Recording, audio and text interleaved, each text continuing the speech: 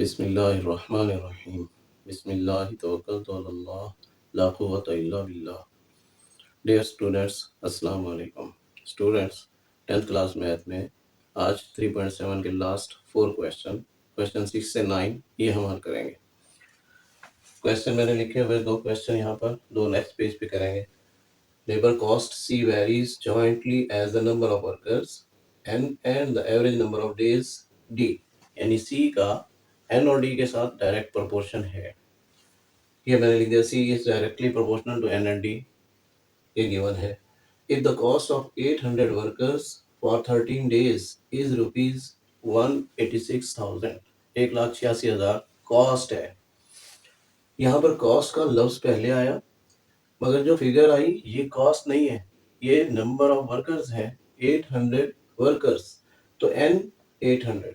Data लिखते हुए यहाँ एहतियात करनी, 800 वर्कर्स हैं, 13 days, D is equal to 13। Cost last में लिखी हुई है, रुपीज में होती है ना कॉस्ट, तो रुपीज ये लिखे हुए हैं 186,000, तो मैंने यहाँ पर लिख दी ये कॉस्ट। बड़ी एहतियात से यहाँ डाटा लिखना है। अब प्रोपोर्शनैलिटी साइन खत्म करेंगे तो C is equal to K into N D, ये आपकी फर्स्ट इक्वेशन, ये एक किस्म की जनरल इक्वेशन। अब इसमें वैल्यूज पुट करें, जो वैल्यूज दी गई याद रखें, ये फाइंड से पहले का पहला डाटा जो है वो के फाइंड करने के लिए होता है। अब यहाँ पर मैंने वैल्यूज पुट कर दी, सी की वैल्यू 186,000, के फाइंड करना है 813, 800 जो है नंबर ऑफ वर्कर्स है और 13 डेज, ये वैल्यूज मल्टीप्लाई की तो 10400। अब यहाँ पर ये मल्टीप्लाई हो रहा है, इधर आपका डिवाइड, के की वैल्यू हमारे पास आ गई 55/2। अब वो डाटा लिखेंगे जो हमने फाइंड करना है। Find the labour cost C find करना है, ये मैंने क्वेश्चन मार्क लिख दिया। के की जो वैल्यू आई वो मैंने लिख दी, of 600 workers n 600 for 18 days, d is equal to 18, ये डाटा लिख दिया। अब वही पहली इक्वेशन जो हमने जनरल इक्वेशन बनाई थी वो यूज करेंगे, यहाँ लिखेंगे। हमेशा यही इक्वेशन, ये फर्स्ट इक्वेशन जो हम बनाते हैं यही यूज करते हैं आगे। अब इसमें वैल्यूज पुट करें, के की वैल्यू 55/2, ये हमने फाइंड की थी। एन की न्यू वैल्यू 600 यहाँ पुट कर दी, डी की न्यू वैल्यू 18 यहाँ पर मैंने ये पुट कर दी। अब वैल्यूज फाइंड करें तो आपके पास ये आंसर आएगा रुपीज में। ये आपका फर्स्ट क्वेश्चन। अब next question, supporting load C of a pillar varies directly as the fourth power of its diameter, यानी C और D में डायरेक्ट प्रोपोर्शन भी है और D फोर्थ पावर में है, तो मैंने यहाँ पर C is proportional to D की पावर 4, ये पहली कंडीशन दी, लिख ली। And inversely as the square of its length, अब लेंथ के स्क्वायर के साथ इनवर्स प्रोपोर्शन है, यही C proportion to 1/L square inverse proportion है, और हैवी स्क्वायर में तो यहाँ L स्क्वायर मैंने लिख दिया, बटे में लिखा। ये दो कंडीशंस गिवन है, आपने क्या फाइंड करना है, a pillar of diameter 6 inches and the height of 30 feet will support a load of 63 tons. How high a 4-inch pillar, अब यहाँ हाउ हाई के बाद इसका मतलब यहाँ पर फाइंड करने का डाटा है, तो इससे जो प्रीवियस डाटा है कि के फाइंड करने के लिए, ये सारा डाटा मैंने यहाँ लिख दिया। Depth D is equal to 6 inches, ये हमारे पास लेंथ के तौर पर दिया गया, लेंथ 30 फीट, सॉरी ये 30 फीट लेंथ, ठीक है। डायामीटर 6 इंचेस, और डायामीटर मैंने 6 इंचेस लिख दिया। नेक्स्ट, C की वैल्यू 63 टन्स, लोड 63 टन्स, ये मैंने यहाँ लिख दिया, C is equal to 63 tons. Previous question में C कॉस्ट के लिए था, यहाँ लोड के लिए है, तो आप जरा डाटा ध्यान से दिया करें, ये मैंने लिख दिया डाटा। अब ये सारा डाटा के फाइंड करने के लिए यूज करेंगे, मैंने इनको मर्ज कर दिया, दो अलग अलग कंडीशन सी कंबाइन कर दी, तो C will be proportional to D4/L square. Proportionality sign खत्म करेंगे तो के आएगा, वैल्यूज पुट कर दें, मैंने यहाँ वैल्यूज पुट कर दी। इसके बाद यहाँ पर ये एरो ये शो करता है कि ये डाटा कंटिन्यू इधर है। अब ये सिंप्लीफिकेशन, आपने ये 900 इधर क्रॉस मल्टीप्लाई कर देना है, ये मल्टीप्लाई, और 1296 इधर मल्टीप्लाई हो रहा था, इधर डिवाइड हो जाएगा। के की वैल्यू हमारे पास आ गई, वेरी सिंपल। अब ये डाटा नेक्स्ट वैल्यू फाइंड करने के लिए उसने क्या पूछा, how high a 4-inch pillar, height पूछी है।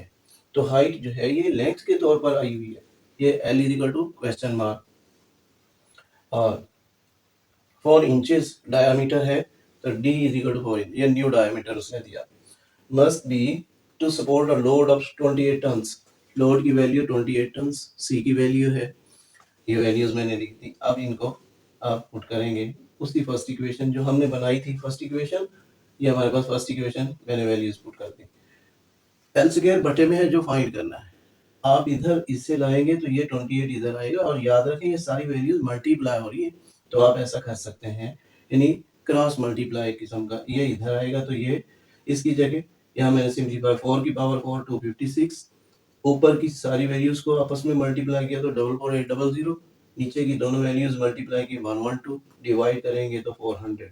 अब एल स्क्वायर 400 आया, स्क्वायर रूट लेंगे तो L is equal to 20 feet, इसका यूनिट है फीट, प्लस में लिखा, माइनस भी आना था लेकिन मैंने सिर्फ प्लस, क्योंकि लेंथ है मैयर है तो ये पॉजिटिव होगी, इसलिए सिर्फ ये 20 फीट। अब इसके next 2 questions. Next question number 8, the time t required for an elevator to lift a weight varies jointly as the weight w and lifting depth d, दो चीजों पर ये jointly वेरी करता है, तो मैंने यहाँ लिख दिया t is proportional to w and d, and next and varies inversely as the power p of the motor, t is proportional to 1 over p, inverse है तो बटे में लिख दिया। अब इन दोनों को कंबाइन करें तो हमारे पास t proportional to w d over p, proportionality sign खत्म करेंगे, के आएगा कांस्टेंट है, और डाटा लिखेंगे जो नेक्स्ट डाटा दिया गया, if 25 seconds are required, T 25 second for a force 4 horse power motor, ये पावर दी गई 4 horse power, HP horse power, motor to lift 500 pounds, mass W दिया गया, sorry W is equal to 500 pounds through 40 feet, ये depth दी गई 40 feet, unit भी आपको क्लियर करते हैं, थोड़ा सा इन चीजों को समझा करें। Next what power is required, ये जो आगे रिक्वायर्ड या फाइंड की डाटा दिया गया, इसका मतलब के फाइंड करने के लिए आपको ये प्रीवियस डाटा दिया गया। अब मैंने यहाँ से के की वैल्यू फाइंड की, सारी वैल्यूज पुट कर दी, तो यहाँ पर के मल्टीप्लाई 5000, क्योंकि ये 4 कटेगा, 4 10 40, इसे इससे मल्टीप्लाई करें तो 5000, इधर मल्टीप्लाई हो रहा है इधर डिवाइड, आपके पास के की वैल्यू 1 ओवर 200, मैंने अगेन लिख दी के की वैल्यू 1 ओवर 200। अब जो डाटा फाइंड करना है, जो जो चीज फाइंड करनी है वो लिखेंगे, what power is required, power question mark to lift 800 pounds, weight 800 pounds, ये मैंने लिख दिया, through 120 feet in 40 second, time तो 40 सेकेंड है, depth d is equal 120 feet, तो ये सारा डाटा आप यूज करेंगे उसी पहली इक्वेशन में, ये फर्स्ट इक्वेशन मैंने दोबारा से लिख दी। अब जो वैल्यूज गिवन है वो पुट कर दी तो आपके पास पावर आ गई 12 हॉर्स पावर, यूनिट साथ में लास्ट में लिख लिया करें। Next question, the kinetic energy of a body varies jointly as the mass m of the body and the square of its velocity, kinetic energy का प्रोपोर्शन मास और velocity के square से डायरेक्ट है, jointly है, तो मैंने ये लिख दिया। आप प्रोपोर्शनैलिटी साइन खत्म करेंगे तो के आएगा, मैंने इसे ब्रैकेट इसलिए दिया कि एक के इधर भी है, आप ये ना समझे कि ये के से के कैंसिल हो गया, नहीं, ये कंबाइन वर्ड है काइनेटिक एनर्जी, एब्रिविएशन लिखा हुआ है, तो ये मैंने प्रोपोर्शनैलिटी साइन खत्म किया, इक्वेशन 1 आ गई। अब जो डाटा गिवन है वो भी साथ लिख दिया, kinetic energy is 4320 feet per pound, feet per pound, ये kinetic energy when the mass is 45 pounds, mass की value, and the velocity is 24 feet per second, velocity given 24 feet per second, ये सारी वैल्यूज मैंने लिख दी। अब values यहाँ put करेंगे तो k की वैल्यू आपके पास आ जाएगी 1/6। अब डिटरमाइन का डाटा लिखेंगे, determine kinetic energy, kinetic energy हमने फाइंड करनी है, end of a 3000 pound automobile, ये उसका मास दिया गया 3000 पाउंड, ये मैंने लिख दिया, और ट्रेवलिंग 44 फीट पर सेकेंड, ये उसकी वेलोसिटी दी गई, ये मैंने लिख दी। अब वैल्यूज आप पुट करेंगे, सिंप्लीफिकेशन है तो आपके पास क्या आ जाएगा, 968,000 feet per pound, feet per pound ये इसका यूनिट था, गिवन था, तो यहाँ 7 यूनिट लास्ट में लिखेंगे। यही आपका आंसर होगा।